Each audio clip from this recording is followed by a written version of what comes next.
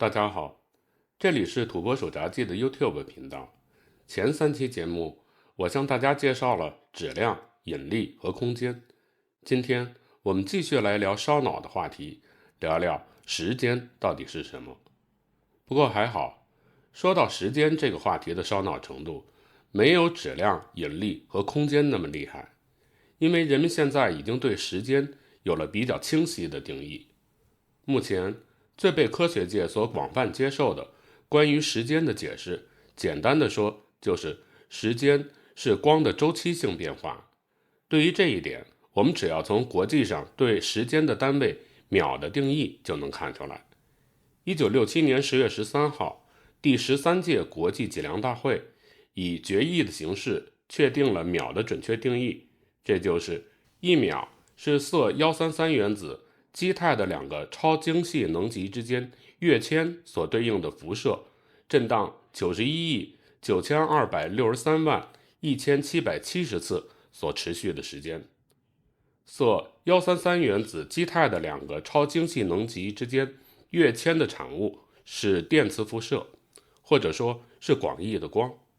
这种光震荡91.92631770次所经历的时间的长度就是1秒钟。光是时间周期性变化的这个概念体现的是不是已经非常明显了？不过人们能够形成对光这么精确的认识，其实是经历了一个漫长的过程。在远古年代，原始人通过对太阳的升起和落下感知白天和黑夜的变化，通过月亮的阴晴圆缺、四季变化感知岁月的流逝。这就是早期人类对时间的认识。今天我们已经非常清楚，地球在不停地自转，地球自转1周就是1个昼夜。月球在围绕着地球运动，月球围绕地球运转1周就是1个月。地球围绕着太阳运动，地球围绕太阳公转1周就是1年。同时，由于地球的自转轴还和绕太阳公转的平面存在着一定的夹角，这就造成地球在绕太阳公转的过程中受到太阳的照射强度是不同的，就导致了地球上四季的变化。昼夜、盈亏、四季、年华，所有这些不停的变化，我们对这些变化最直观的体验就是光的变化。只不过这种对时间的认知还是太简单太浅显了。随着技术的进步，人们对时间的精确度提出了越来越高的要求。为了获得精确的时间，人们就需要不断地深入对时间的了解。随着人们对时间本质的探索的深入，时间所表现出来的性状却越来越违反人们的直觉。1905年，爱因斯坦在考虑如何统一相对性原理和麦克斯韦的电磁场方程时，不得不面对有关时间和空间的问题。光速不变和经典物理的绝对时空观出现了矛盾。面对这种情况，爱因斯坦提出了一个全新的时空观。他认为时间和空间都没有统一的标准，不同的参照系下，时间、空间是不一样的。这个理论在当时彻底颠覆了经典物理的传统时空观。千百年来，人们一直认为时间就是一个常量，它在任何一个参考系里都是一样的。而爱因斯坦却说，时间并不是单独存在的，时间和空间是一体的，而且时间还和物体的运动速度有着不可分割的关系。运动速度越快，时间就流逝得越慢。这个理论已经经过了无数次实验的验证，这其中花费最少的可能就要算1971年的那次实验了。1971年，人们用2个走时非常准确的原子钟进行了一项简单的科学实验。他们把其中的1个原子钟放在地面上，另一个则被带上了飞机，绕地球飞行。当2个原子钟再次放在一起的时候，它们之间的时间就变得不一样了。飞机上的原子钟比地球上的原子钟慢了59纳秒。这个实验充分地证明了运动对时间流动速度的影响。然而，不仅是运动会对时间产生影响，质量所导致的引力同样会对时间产生影响。1915年，在狭义相对论的基础上，爱因斯坦又提出了广义相对论。根据广义相对论，引力对时间的影响可以表述为物体的质量越大，对光线的弯曲程度越大，物体周围的时间就运行得越慢。或者我们也可以把它表述成为，在与大质量物体距离一定的前提下，质量越大，时间就流逝得越慢；在大质量的物体的质量一定的前提下，离大质量物体越近，时间同样运行得越慢。就比如我们熟悉的 GPS 卫星，在运行的时候就需要考虑到地球引力对时间的影响。在正常情况下， GPS 的卫星数量是24颗，它们都运行在距离地面大约2万公里高的轨道上。为了实现高精度的定位，每颗 GPS 卫星上都带有走时准确的原子钟。根据狭义相对论，卫星绕地球运行的速度会引起时间的膨胀效应，这会导致卫星上的原子钟每天比地面上的原子钟慢7微秒。但是由于卫星距离地面有2万公里的距离，根据广义相对论，由此引起的时间减慢效应会导致卫星上的原子钟每天比地面上的原子钟快45微秒。这广义相对论的一快和狭义相对论的一慢结合，最终还是广义相对论的一快占据了主要地位。卫星上的原子钟每天就比地面上的原子钟快了38微秒。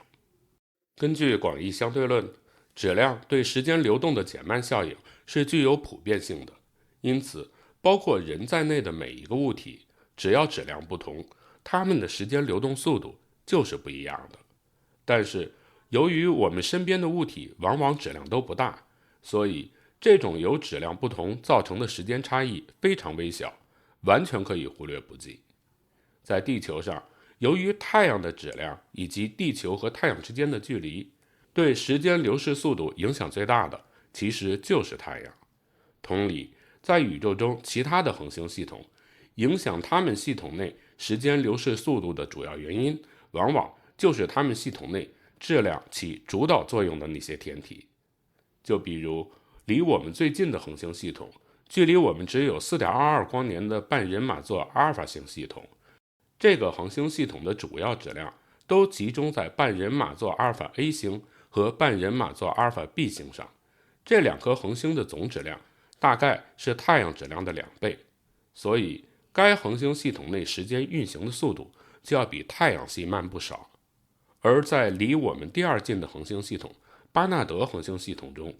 这个星系的主星巴纳德星是一个质量很小的红矮星，它的质量只有太阳的 14%， 所以在巴纳德星系的时间就要比我们的太阳系要快。再比如电影《星际穿越》里卡冈图亚黑洞附近的米勒星球，由于卡冈图亚黑洞的质量非常巨大，导致米勒星球上的1小时就相当于地球上的7年。米勒星球上时间流逝的速度实在是太慢了。看到这儿，可能就会有朋友提出这样的疑问：如果说天体的质量越大，它周围的时间就越慢的话，那有没有一种可能，有这样的一种天体，质量可以大到让时间都停止下来呢？当然可以，这种天体就是黑洞。黑洞的引力极其巨大，这使得它施瓦西半径以内的时空都被封闭了起来，即使是光也不能从黑洞的施瓦西半径以内逃脱出来。所以在黑洞施瓦西半径构成的球面上，时间就完全的停止了下来。至于施瓦西半径以内的时间会怎样的流动，现在科学界还没有一个统一的说法。知道了时间如何停止，好奇的朋友可能又会产生这样的疑问：时间是怎么开始的？想回答这个问题，我们就得先回到1919年。在这一年，美国南加州的威尔逊山天文台刚刚在钢铁大王卡耐基的资助下建成了世界上口径最大的天文望远镜。天文学家哈勃有幸成为这台望远镜的第一个使用者。1923年，哈勃在仙女座星云的深处发现了一团当时被认为是星团的暗斑。通过光谱分析，哈勃吃惊地发现，这个星团和地球的距离大约有93万光年。要知道，当时人类对宇宙的认知还仅仅限于银河系。当时的天文学家认为，银河系就是整个宇宙。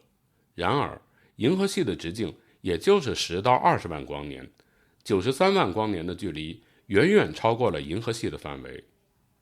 后来，哈勃进一步发现，他通过望远镜所发现的每一个星团，其实都是一个像银河系一样庞大的星系。银河系只是宇宙中众多星系里极其普通的一个，而真实的宇宙范围大的远远超乎当时人类的想象。今天的科学家们推测，在可观测的宇宙中大约有2万亿个星系，而可观测宇宙的直径大概是930亿光年。在这930亿光年之外，是我们永远都无法探知的未知。后来，哈勃继续对这些河外星系进行研究，他发现几乎所有的星系都在远离银河系，他把这种远离称为退行。他还发现，越是离我们远的星系，退行的速度就越快。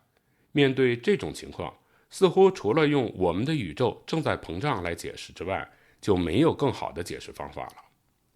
当人们接受了宇宙正在膨胀这个解释之后，如果倒着去推想膨胀的过程，宇宙就会随着时间的倒流不断的缩小，最后形成到一个点上。这个点距今大约是138亿年，这个点就是宇宙的开始，也是时间的开始。现在我们知道时间可以停止，时间还有了起点，那么时间有没有终点呢？目前主流的天文学理论认为时间是有终点的。不过在介绍时间的终点之前，我们需要先来了解一下暗物质和暗能量的发现过程，因为暗物质和暗能量会极大地影响时间的终点。通过哈勃的研究，我们知道我们的宇宙正在膨胀。时间到了1988年，物理学家萨尔·波尔马特在研究超新星的时候意外发现，我们的宇宙不仅是正在膨胀，而且是正在加速膨胀。是什么导致了宇宙的加速膨胀呢？科学家们根据广义相对论的引力方程，再结合已经在宇宙中发现的物质进行计算，结果让他们十分震惊。宇宙中的物质实在是太少了。如果按照这点物质进行计算，再考虑到诸如星系旋转曲线、宇宙微波背景辐射等观测现象，宇宙不仅不应该加速膨胀，反而应该收缩。因此，科学家们大胆地提出，在宇宙中可能存在着数量巨大的暗物质和暗能量。正是因为有暗物质和暗能量的存在，星际的实际螺旋曲线才会比计算得快，宇宙也才会加速膨胀。最后，为了和观测结果匹配，科学家为宇宙添加了 26.8% 的暗物质和 68.3% 的暗能量。这样算下来，宇宙中全部可观测物质只占全部宇宙质量的约 4.9%。 正是这些我们不知道的暗物质和暗能量导致了宇宙的加速膨胀，而且这些暗物质和暗能量还会导致宇宙会不停地膨胀下去，直到永远。现在我们终于可以来了解时间的尽头的问题了。不过在介绍时间尽头之前，我要先声明一下，我马上要向大家介绍的内容只是目前最主流的关于宇宙命运的猜想，而不是被普遍认可的定论。当时间来到大爆炸之后时的39次方秒，这个时候宇宙中所有的恒星都会因为燃料耗尽而熄灭，恒星最终会蜕变为黑矮星和黑洞。但是此时时间并没有完全停止，黑洞会吞噬周围的黑矮星，黑矮星坠入黑洞的过程中会释放大量的辐射，这个时候时间还在流动。当时间来到大爆炸后的10的40次方秒，此时宇宙中就只剩下了光和黑洞，这些黑洞将继续合并，并在合并中释放大量的光。然而黑洞也不是永恒，随着时间的流逝，黑洞会不断地释放出霍金辐射，并在霍金辐射下慢慢地蒸发，直到有一天黑洞也不存在了。时间来到了大爆炸后10的101次方秒之后，此时黑洞已经蒸发殆尽。随着宇宙的膨胀，空间中的温度趋向于绝对零度，宇宙中再也没有新的光子产生，宇宙只剩下无尽的冰冷和黑暗。没有了光，宇宙就进入了永恒的寂灭，时间也就走到了尽头。好，关于时间，今天就和大家聊到这里。不知道您在听了之后有什么别的想法，欢迎您给我留言，咱们可以一起讨论。在节目的最后，我提醒您，这里是土拨鼠杂技的 YouTube 频道，请您订阅我的频道，打开小铃铛，这样您就能在第一时间收到我节目更新的通知。同时也欢迎您转发、评论、点赞。咱们下期节目再见。